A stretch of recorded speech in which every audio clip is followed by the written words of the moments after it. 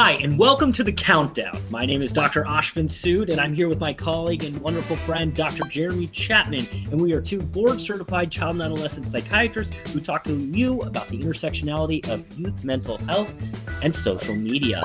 We're here also with one of our medical students, Amy Kim, who will be helping us talk about some incredible social media topics and giving us an intro. Now, the rules of the show are simple. In The Countdown, you've got 2 minutes per subject matter to talk about what that means. Dr. Chapman and myself have to have opposing views. We cannot agree with each other, nor do we really know what the topics are. So whoever starts first, the other has to come up with the opposite idea.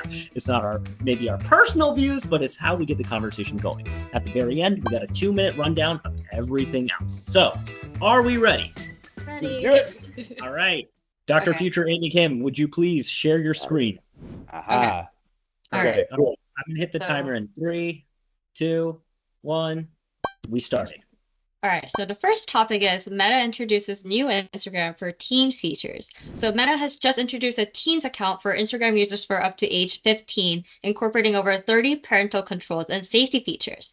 These accounts default to private, limiting messages to known contacts, moderate sensitive content, and halt push notifications after 10 p.m.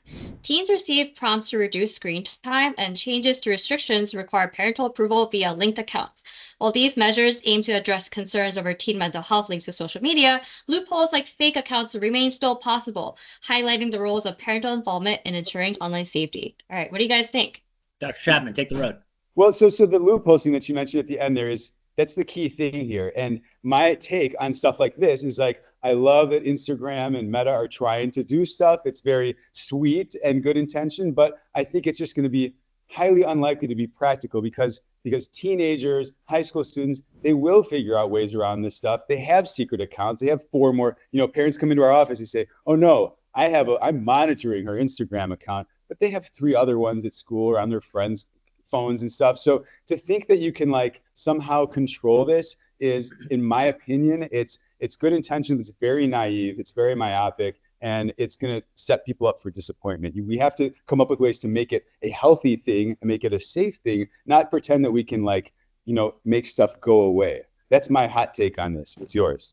My hot take on this is, well, I have to do the opposite view. My opposite view of this is that to err is to human, right? But we got to do as best as we can. When controversial films would come out and they were rated PG, right? We would then create a rating system, right? So that's where the R rating system came from. And then people would have to have IDs. Could people sneak into R-rated films? Yes, they still could, but it got the mass general population to kind of follow a set rules. I think this is what social media is trying to implement at this time, which is, in my opinion, it's not going to be perfect. It's going to be violated in certain ways, but at least it's a step in some type of direction. It's so much harder. I don't know how much time we have left there, but it's it? Okay. Talk more about it later. All right, moving on to our second topic then. Our second article is a 14-year-old autistic boy commits suicide after being, quote, groomed by AI chatbot. So a Florida mother has currently sued Character AI, alleging that its chatbot played a role in her 14-year-old's suicide. The lawsuit claims the teen, who struggled with mental health and fell in love with the chatbot, was encouraged to take his own life by the bot. The bot, modeled after a Games of Thrones character, reportedly engaged in grooming behavior and provided harmful advice. Critics are arguing that such platforms exploit vulnerable teenagers, with some calling for stronger regulations. Character AI has expressed condolences and highlighted safety updates, but questions about accountability and oversight persist. What do you guys think? I'll start with this one. The mother of dragons, Daenerys Targaryen, was the chatbot. And basically, if you read the New York Times article about this, it was chatbot was basically trying to say, you shouldn't die by suicide, but then would not follow up on checking on, which AI shouldn't be doing, because that's what a psychiatrist or a pediatrician or a therapist should be doing. So what basically it is highlighting is that, hey, did AI have some type of role and responsibility? And it was more so that AI wasn't contacting or connecting the person to the right features, which in my opinion, I look at this in character.ai and I don't sit here and say, how could AI do this? I say, where's the resources that this kid could have gone to? Even though he did have excess and sense of mental health care, it's not AI's responsibility to be a web, if you will. Go for it. All right. So you say it's not AI's responsibility. So I'm going to say it is AI's responsibility here. And these are apps that were designed probably without thinking through all this stuff, right? You wouldn't even occur to you that something like this could happen.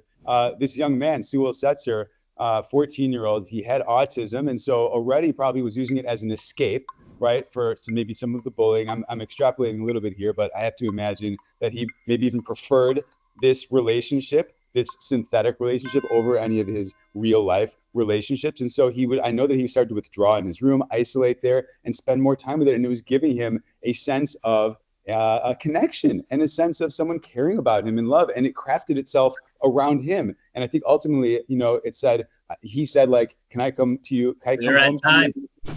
And she said, come on home to me, my king. And so they have to really think now, go backwards and change their technology to account for these possibilities here. It can be very hard. Sorry, go on. All Go right, for it. interesting takes. Our third article is about how TikTok as a news source continues to grow. So TikTok has been a rapid growth as a news source, with 17% of US adults now regularly getting their news there, and up from just 3% back in 2020, according to Pew Research. The platform is especially popular among young adults, with 39% of those under 30 using it for news, compared to smaller shares of older age groups. Among TikTok users, 52% regularly consume news on the app, surpassing Facebook in this regard, though X, formerly known as Twitter, remains a more common news source for its users. What are your thoughts? All right. So this is interesting because we have to clarify here. We're not talking about even using TikTok as a search engine. We're talking about using it as your news, your daily news source, what's happening in the world, and people on TikTok are telling you. I think it's great that this is a easy, accessible source of news. Maybe kids will be more tuned in to things happening in the world, and it's delivered in an entertaining and engaging way. And you start to have someone who you prefer, and you can interact with it more, maybe make comments on it, maybe share it more. So it could make a more informed society. Obviously, there's some huge drawbacks too, which I will leave to you, Dr. Sood. Listen, for me, news needs to be boring. It needs to be nuanced. It needs to be gray. You have to sit there and really think about it and then lose interest, because that's how you get away from sensationalism. Social media is a great way to sensationalize and get your attention. But if you're doing that now with news, it's going to further polarize individuals into thinking more radically, both left, right, centrally. It doesn't matter. It's killing the attention span. And so that's my biggest argument, is that, yes, it adds a news source, but how much of that is curtailed in a biased and nuanced way? All right, topic 4. That'd be pretty fun. All right. Our fourth topic is the Australian social media ban that's currently going on.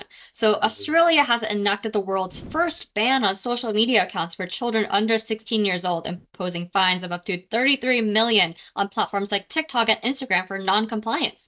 The law mandates platforms to ensure underage users are removed, while exempting educational health services like YouTube Kids and Google Classroom. Critics are arguing that legislation was rushed, risks isolating vulnerable youth, and undermines privacy, while supporters are praising it as a form of necessary step towards child safety. Platforms have 1 year to implement the law, but express concerns over its feasibility and effectiveness. What are your thoughts? I'll start with this. I think this is going to be fascinating. And I also think that personally, like, taking that view, when you ban something, and you try to do something, they will subvert, people will subvert. But I think this is going to be actually a really cool idea, because we can gather a lot of data as physicians, as therapists, as everything. It's like, how does this affect attention span? How does this affect anxiety? How does this affect depression, while trying to control for those conditions and seeing what that looks like, right? So I think this is actually kind of a novel experimental idea to try out. That's a really cool thought. And at the same time, I don't know how you're going to ensure in a study like that the people actually weren't on them. Again, this gets back to what we said with the Instagram thing. It's so hard to implement, so hard to track. And the analogy I use with parents who are like, oh, we want to take away all their screens, the metaphor I use is, it's like weather. Like, you can't make weather go away. You're not going to. I would love for there to never be snow and snowstorms and blizzards and stuff up here in Wisconsin, but that's not reality. So I have to have coats and gloves and scarves for my kids and for myself. We have to learn to work with it, because I hate to say this, but it's here. It's not going anywhere. It's going to grow. And so good luck to you. Bless you for trying to do this. And thank you so much. Okay, what do we got? It's our last one here. All right, yeah, good luck, Australia. Last one, we're ending on a very happy note. It's about how PsychChild crew crushed it at the Oh, AACAP in 2024. So PsychChild team hosted the first ever mental health educational arcade at the American Association of Child Psychiatrists in 2024, educating clinicians and parents on leveraging video games and social media to enhance mental health outcomes. They distributed over 500 plus QR posters, recorded 20 plus interviews, signed up 150 plus experts to their email list, and taught psychiatrists how to play video games. The event fostered future partnerships, programs, and training rotations. All right, how was your experience at the conference, guys? I'm going to take the opposing view here. I don't know if child psychiatrists should be talking about video games and social media. I don't know what these hooligans were thinking. Oh, goodness. We need to have another pharmaceutical company out there buying up this space. We need to be doing more recruitments for academia. I don't look at these guys. So that's my take. That's true. Yeah, I love that. Thanks for taking that point of view. Now I can take the opposite point of view.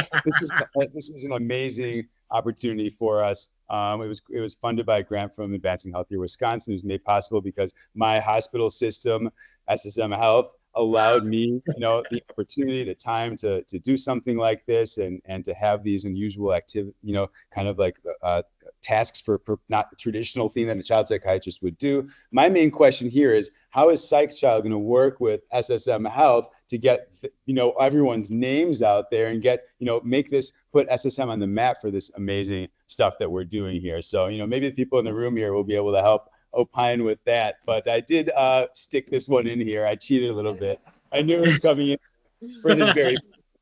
Okay, bring us home, Ash. Give us a minute to wrap up here. All right. So we covered 5 topics. Our Amy, if you can bring up the first one just to remind me.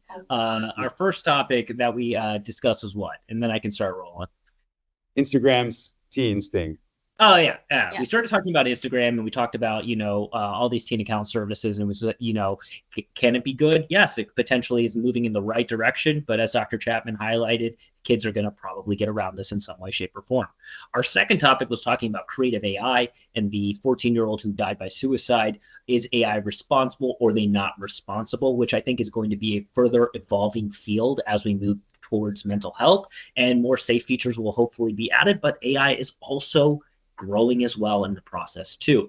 Our third topic was the social media ban in Australia. Is it going to be a good experiment? Is it not going to be a good experiment? This is the first time that a country, let alone a continent, is now banning an entire media space for children under the age of 16. So we have no idea how this is going to go, left or right. And then our fourth topic, I think, was talking about getting news regularly on TikTok. It is sensationalized to get news on media and it moves really quickly. But you also have to expect that teens are going to be using new innovative ways to get technology, and you want them to be informed. So, and lastly, finally, PsychChild, you gotta love it. There's nothing bad about it. It's our way in which we can get our information out there and teach doctors as well as medical students, as well as people who just want to learn about video games and social media and how we can help people better with those mediums. All right. Amazing. Excellent job to Amy. Props to you. Thanks for joining Dr. Sood. Have an amazing day, everybody. See ya. See ya.